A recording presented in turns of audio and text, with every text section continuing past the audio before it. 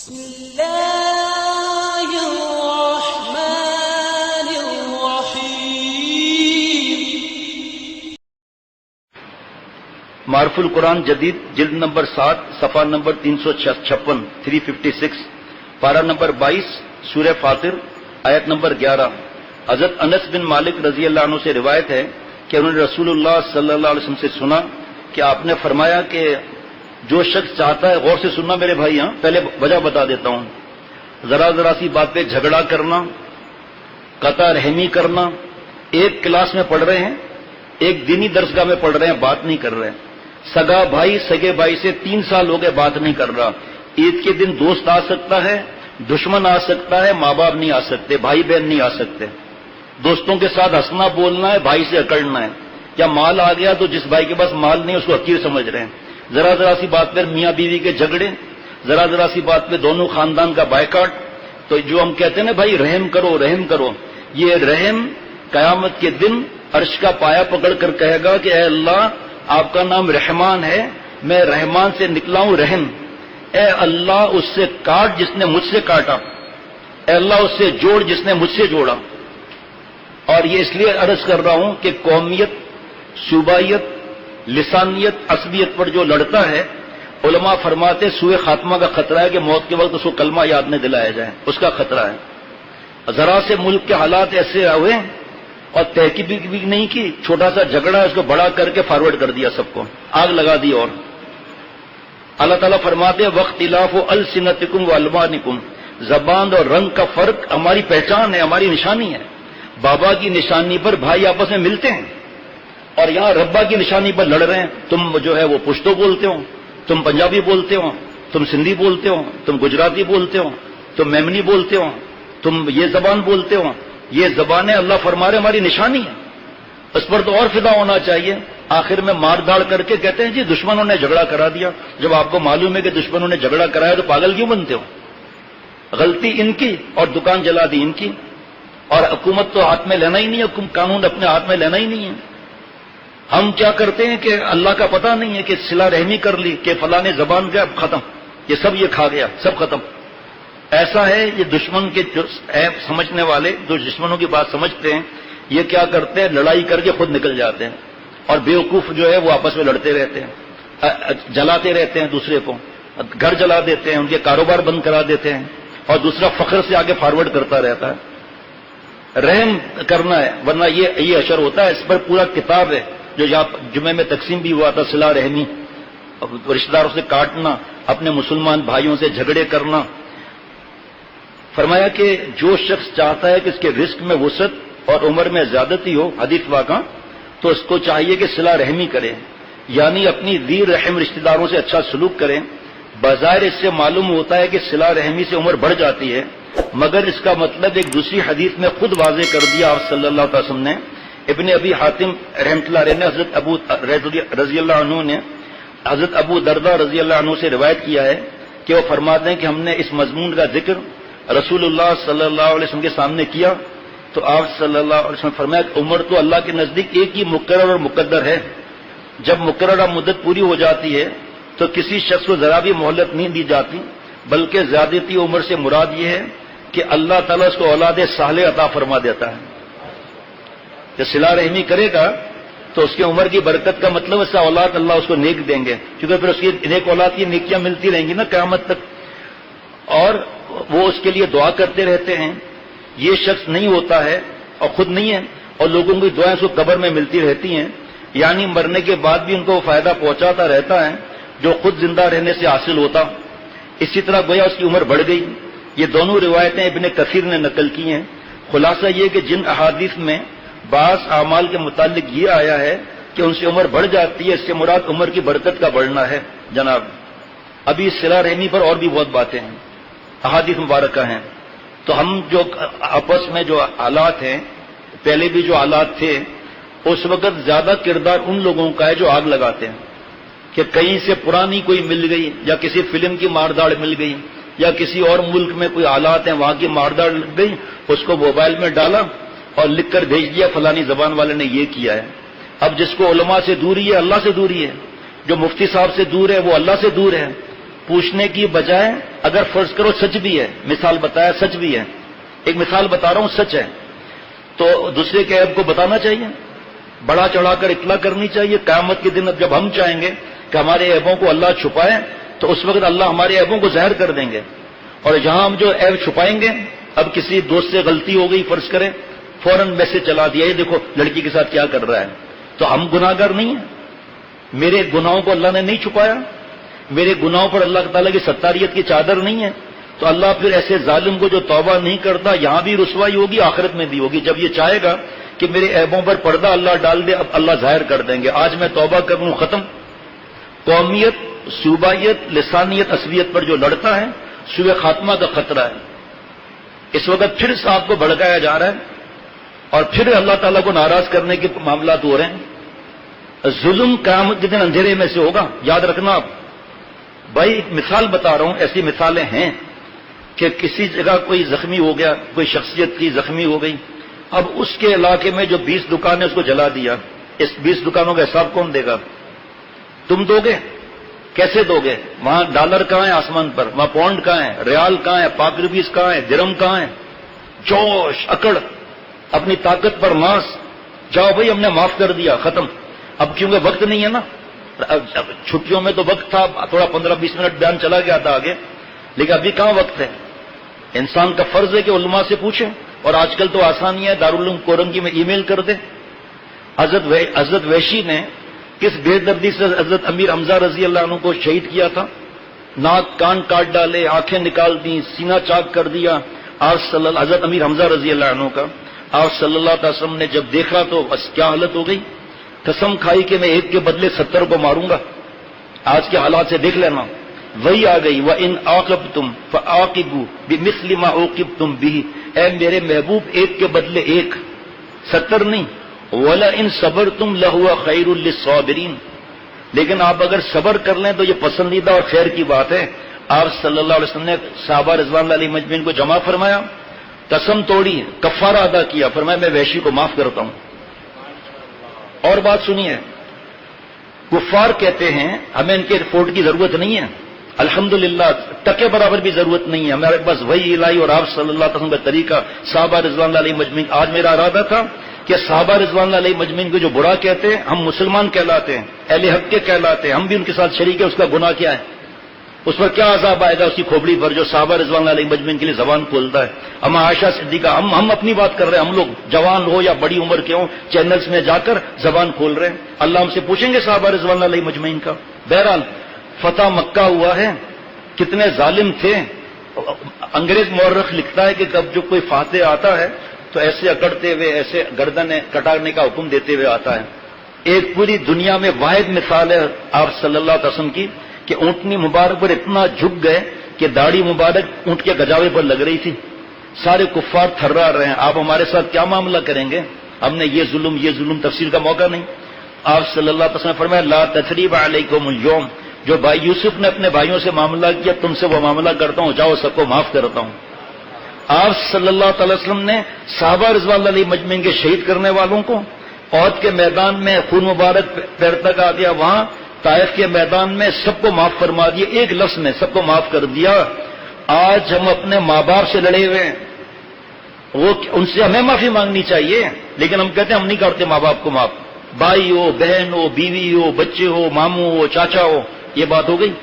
آپ صلی اللہ علیہ وسلم نے فتح مکہ کے دن سب کو معاف کر دیا. یہ جو زبان پر قومیت، صوبائیت، لسانیت میں لڑتے ہیں، ان کو عقل نہیں ہے کہ آپ صلی اللہ علیہ وسلم نے سب کو معاف کر دیا. مجرموں کو، اس تمہارے بھائی نے، میرے بھائی نے کیا جرم کیا ہے جو اس کا دکان بند کرا رہے ہو، اس کے رزق کو اس کے منہ سے چھین رہے ہو، اور پھر خوش ہو کے تصویریں نکالتے ہو کہ یہ میں نے سب علاقے اکیلے نے بند کرا دیے. وہ بیچارہ ڈر کے بند کیا ہے، اور اس کا عذاب تجھے پر نہیں آئے گا. ان کے بچوں کی آیت تمہارے لیے آسمان پر نہیں جائیں گی. یہ لڑانے، کچھ لوگ بیوقوف الو ہوتے ہیں، لڑانے والے نہیں ہوتے لیکن اپنے عمل سے لڑاتے ہیں. یہ کہ پہلے میرا چینل پہنچ جائے، یا جو بھی ہوتا ہے وہ کیا ہوتا ہے، جو بھی ہوتا ہے کٹ ہوتا ہے، جو بھی ہوتا ہے، پہلے میری خبر پہنچ جائے تو مجھے یوٹیوب سے انعام ملے گا. زیادہ لوگوں نے سنا ہے وہ مجھے ڈالر ملیں گے، میرے اکاؤنٹ میں جمع ہوں گے. آسمان پر بھی یہ ڈالر جائیں گے.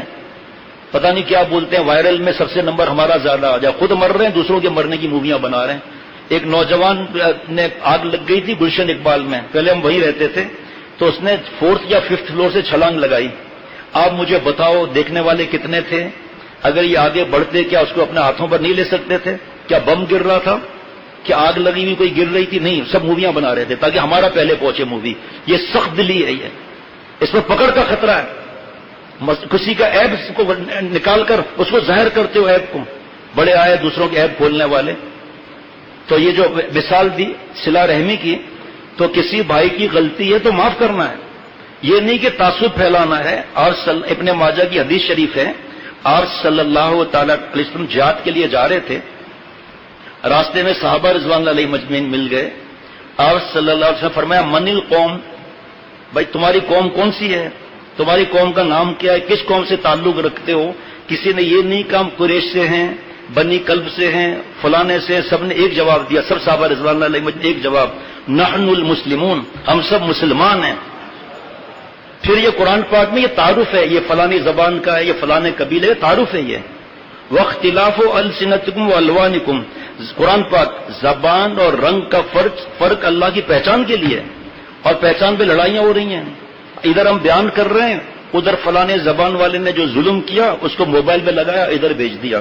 کوئی ایسا ہے جو اٹھ کر دعائیں کرے تہجد میں کہ یا اللہ پھر کیا ہو گیا ہمارے ملک کو؟ یا اللہ کس چیز کی سازشیں ہیں؟ جن کی سازشیں ان کے تو ہم غلام ہیں میڈیا کے ذریعے، جن کی سازشیں ان کی تو گندی فلموں کے ہم غلام ہیں، جن کی سازشیں وہ تو شادی بیاہ میں ناچ گانا، بے حیائی، اوریانی، فحاشی، فوٹوگرافی، حرام کام کرنا، موویاں بنانا، مرد عورت ساتھ میں کھڑے ہو کر کھانا کھانا، اور اب نامحرم کے پاس بیٹھنا، زبان کا زنا کرنا، کان کا زنا کرنا، آنکھ کا زنا کرنا. بخاری شریف کی حدیث پر یہ انہی کا تو بیج بویا ہوا ہے. اب کوئی سمجھانے کے بجائے اور آگ لگا رہا ہے کہ یہ دیکھو ہماری زبان والوں سے دیکھو یہ ظلم ہوا ہے. وہ کہ ہاں ہماری زبان والے، اب پتہ چلا ایک دوسرے پر فائر کھول دیے. اور یہاں صحابہ رضوان اللہ علیہ مجمعین نے قیامت تک سکھا دیا نحن المسلمون، ہم سب مسلمان ہیں. اس کے بعد اردو بولنے والا ہے، پنجابی بولنے والا ہے، پشتو بولنے والا ہے، سندھی بولنے والا ہے، سرائکی بولنے والا ہے. یہ بات کی باتیں ہیں. یہ پہلے ہم لوگوں کی پہچان مسلمان سے ہے. یہاں ابھی اس مسجد کے اندر ابھی خطبے کے لیے اذان ہوگی. کیا ایسا اعلان ہو سکتا ہے؟ کیا ایسا اعلان ہو سکتا ہے کہ اردو بولنے والے اس صف میں آ جائیں، پشتو بولنے والے اس صف میں آ جائیں؟ نماز بتاتی ہے کہ ہم سب ایک ہیں. ابھی حج ہوا ہے، جو حاجی ہے اسے پوچھنا کہ طواف کے اندر کیا عرب الگ تھے، کیا عجم الگ تھے، کیا پشتو بولنے والے الگ تھے، کیا سندھی بولنے والے الگ تھے، کیا اردو بولنے والے الگ تھے؟ یہ تو اللہ کی نشانی ہے. جاؤ روزہ رسول صلی اللہ علیہ وسلم سے جاؤ، ان سے پوچھو کہ جعلی مبارک پر صلاۃ والسلام پیش کرنے کے لیے لائن لگی تھی کہ پہلے عربی بولنے والے آئیں گے، پھر فارسی بولنے والے آئیں گے، پھر ملیشین بولنے والے آئیں گے، پھر اردو بولنے والے آئیں گے.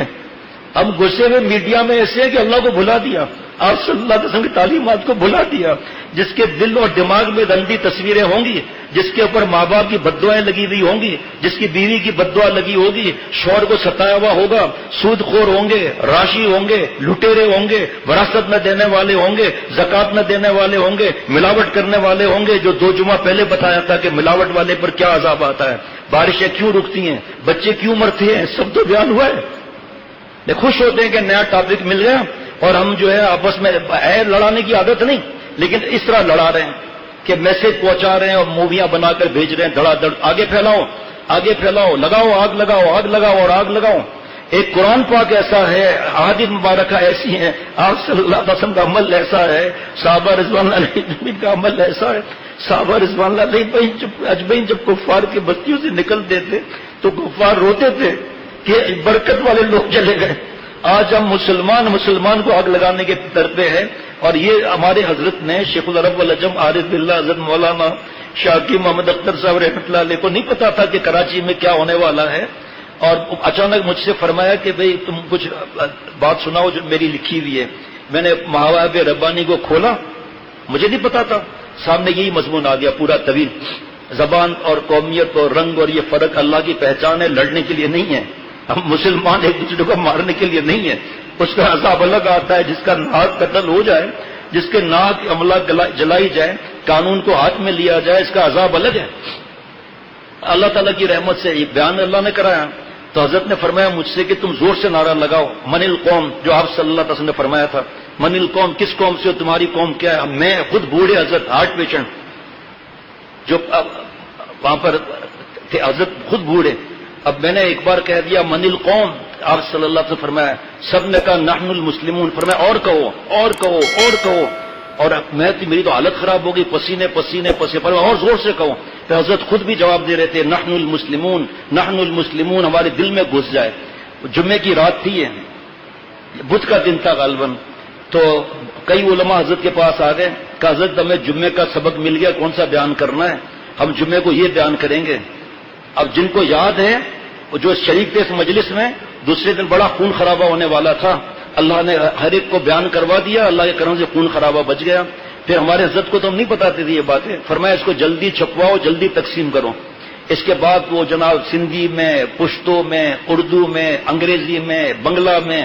پھر پیارے شیخ نے فرمایا کہ میری کتابیں جو مدینہ شریف میں چھپی ہیں، اوقاف سے اجازت لے کر یہ بھی وہاں بھجواؤ. تو کسی نے کہا حضرت یہ کتاب وہاں کیا کریں گے ہم؟ فرمایا مدینہ شریف کی جو یونیورسٹی ہے اسلامک، اس میں جو میرے خلیفہ ہیں، نام نہیں لوں گا، عرب ہیں، اس سے مشورہ کرو. تو جب ہم نے فون کیا ان کو، انہوں نے ایسا زور سے کہا اور ماشاءاللہ اس کی تو یہاں ضرورت زیادہ ہے. حضرت نے فرمایا ان سے پوچھو یہاں کیوں ضرورت زیادہ ہے؟ کہا یہاں جب عرب عجم کا مسئلہ ہے اور یہاں بڑے قبائل کا مسئلہ ہے، یہاں بھی یہ معاملہ ہے. پھر یہ جو مدیر تھے اوقاف کے وہ کھڑے ہو گئے کہ یہ شخص ہے کون جو اس آگ والے وقت میں یہ کتاب لکھوائی ہے؟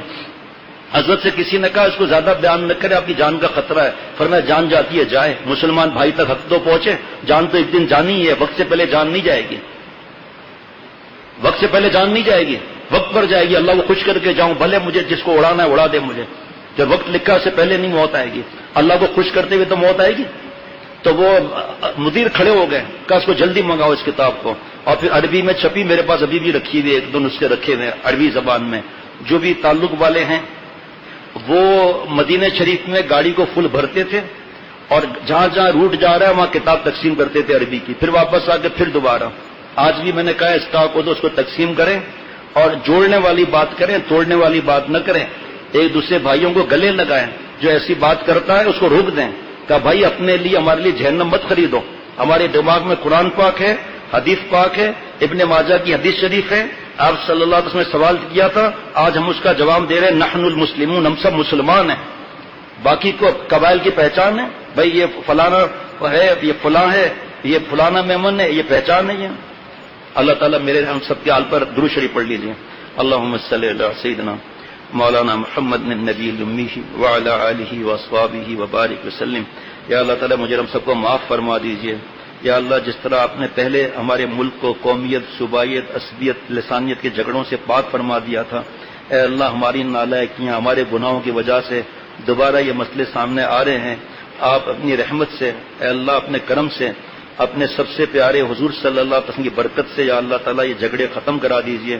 یا اللہ جو دشمن ملک کے ہیں، جو ملک کو توڑنا چاہتے ہیں، جو بھائیوں میں خون خرابہ کرانا چاہتے ہیں، جو یہود و نصارہ ہمارے ملک میں نظریں جما کر بیٹھے ہیں، ہمارے ملک کے وسائل پر نظریں جما کر بیٹھے ہوئے ہیں، یا اللہ جو دہشت گردی پھیلاتے ہیں، لوٹ مار کرتے ہیں، ملک کو توڑنے کی فکر، دین کو دبانے کی فکر، ہم آپ سے بھیک مانگتے ہیں. اللہ سب کو ہدایت عطا فرما. اے اللہ یہود و نصارہ کو، سب کو، ہندوؤں کو ہدایت عطا فرما. اے اللہ ان کی قسمت میں اگر ہدایت مقدر نہیں تو اپنے عذاب کا کتا ان پر مسلط فرما. اپنے قدرت قاہرہ کے ڈنڈے سے ان کے سازشوں کو اور ان کو چور چور کر دیجیے. اے اللہ اپنی رحمت سے ہم کو بیوقوف ہونے سے بچا. ہمیں اپنے بھائیوں پر فدا ہونے کی توفیق عطا فرما. موبائل کی کتاب جو پچھلی بار بھی تقسیم ہوئی تھی، اس کے جو فتنے ہیں ان فتنوں سے اللہ بچنے کی توفیق عطا فرما. عقل سلیم، قلب سلیم، فہم سلیم عطا فرما. ہم سب کے جملہ مقاصد حسنہ پورے فرما. چین، سکون، اطمینان عطا فرما. اپنے بھائیوں سے محبت کرنے کی توفیق عطا فرما.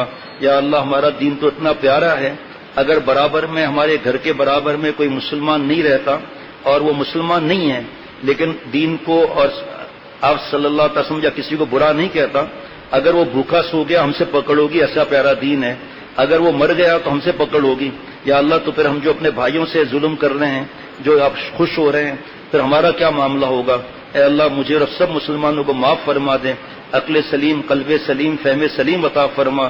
یا اللہ خوشیاں، چین، سکون، راحت عطا فرما. میرے اور ہم سب کے گناہوں کو معاف فرما. جو موجود نہیں ہم سب کے گناہوں کو معاف فرما. یا اللہ جہاں بارشوں سے نقصان ہو رہے ہیں حفاظت فرما دیجیے. اور ابھی بھی کچھ علاقوں سے اطلاع آئی ہے کہ جانور بھوکے مر رہے ہیں، پانی ذرا نام و نشان بھی نہیں ہے، اے اللہ وہاں اپنی رحمت کی بارش برسا دیجئے، عافیت کی حیات نصیب فرما۔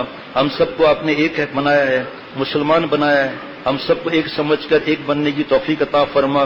جو ہمارے ساتھی ساتھ ہمارے بھائی جو ساتھی میں جو تعصب پھیلاتے ہیں، تصویریں بھیجتے ہیں، ایسے یا اللہ مجھے اور ان سب کو ہدایت عطا فرما اور ہمیں ان کو روکنے کی توفیق عطا فرما۔ صلی اللہ علیہ نبی